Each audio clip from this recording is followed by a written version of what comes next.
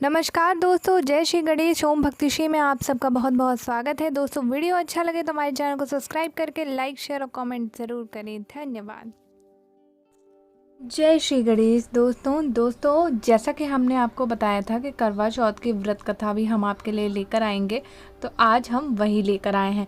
बाकी करवा चौथ की व्रत विधि, करवा चौथ की स्वर्गी का समय, चंद्रोदय का समय, करवा चौथ की पूजन किस प्रकार करें, सभी बातें हमने इसके पहले के वीडियो में बताई है। कृपया करके उस वीडियो को देखना ना भूलें।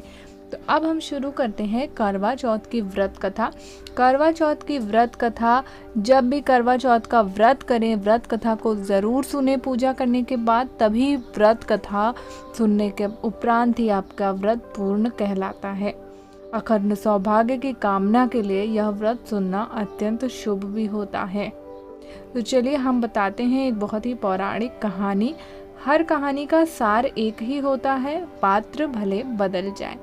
कहा जाता है करवा चौथ व्रत की शुरुआत जो थी वह देवासुर संग्राम से शुरू हुई थी। जब देवता असुर से हारने लगे थे तो उनकी पत्नियां बहुत ही चिंतित हो गई थी। तब वह अपने गुरु बृहस्पति देव के पास गए और इसका उपाय पूछा।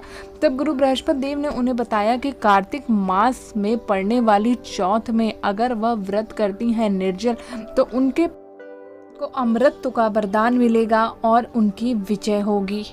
तो तभी से करवा चौथ का व्रत का प्रारंभ हुआ।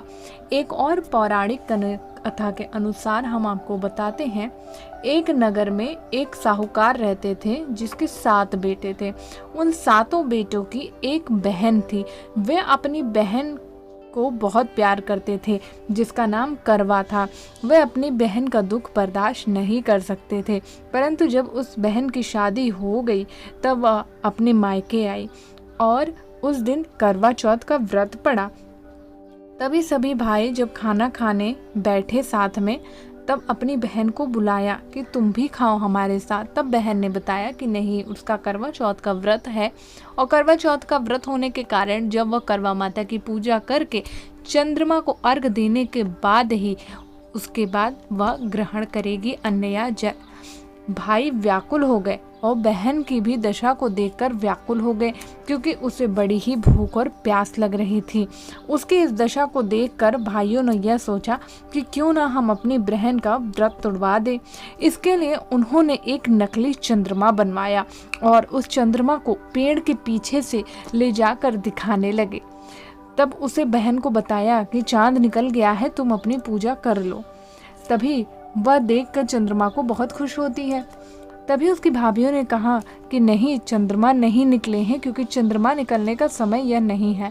परंतु उसके भाइयों ने कहा कि नहीं, चंद्रमा निकल चुके हैं। अपने भाइयों की बातों का विश्वास करके उसने चंद्रमा निकले बिना ही उस नकली चंद्रमा को अर्घ देकर पूजा कर समाप्त की और अपना व्रत खोल लिया। पहला कौर डालते ही उसके छींक आ जाती है, दूसरा टुकड़ा डालते ही उसमें बाल निकल आता है, तीसरा टुकड़ा मुंह में डालने की कोशिश करती ही है, तब तक उसके पति की मृत्यु का समाचार आ जाता है और वह बहुत ही दुखी हो जाती है। तभी उसकी भाभी ने उसकी सच्चाई से अवगत करवाया और कहा कि तुम्हारे भाइयों ने तुम्हारा व्रत तोड़वाने के लिए नकली चांद को असली चांद बताकर तुम्हारा व्रत खुलवा दिया था।